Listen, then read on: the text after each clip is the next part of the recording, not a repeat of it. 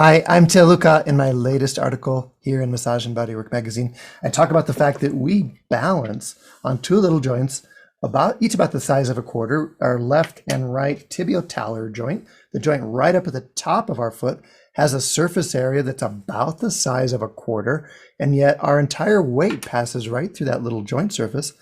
And all around it are essentially soft tissues that are embedded with mechanoreceptors, helping our brain and spinal cord sense and modulate the neural control we need to stand and balance and move.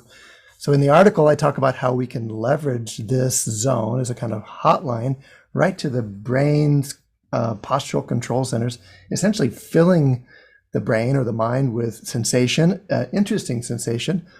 I explained how to do the techniques I'm talking about a little bit in the article, but mostly I decided just to show you. I filmed a little video with my phone right here in my practice room showing how I glide the tibia posteriorly and anteriorly in both cases. Give it a try. Linger, take some time there, because it's the waiting in that interesting position that really gets the brain's attention and allows that nervous system to ratchet down its level of activation. I'm Luchau. Enjoy the article. See you later.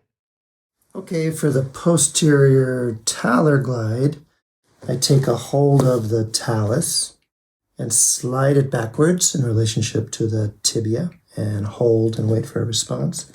So there's the talus, that first bony dome there below the ankle fold. Take a hold of that bone, use the web of my hand to gently slide it backwards in relationship to the leg. Watching my client to make sure she's comfortable. I might even check in with her, but just letting that bone drift backwards with a gentle posterior glide of that talus against the tibia. And then the key is to take a breath from both of us. So you can take a breath, Loretta, I can take a breath, and we just let that bone drift there.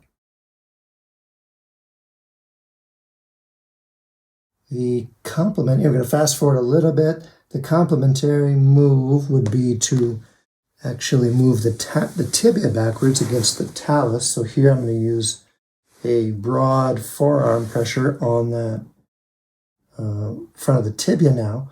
The leg bone, just leaning on that very gently and letting it drift backwards. And I got to be aware of the bone on bone effect. So I'm using a really broad surface on my arm and a really sensing soft pressure. Again, a verbal check-in about comfort is totally appropriate. My other hand's cradling the calcaneus so that the tibia can fall back in relationship to the talus and the rest of the foot.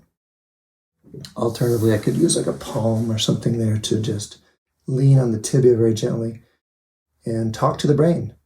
That hotline to the brain effect of interesting movement, and a unique and novel kind of stimulus there at the talar tibial joint just gets the brain's attention. Okay, tibiotalar technique, 2 variations.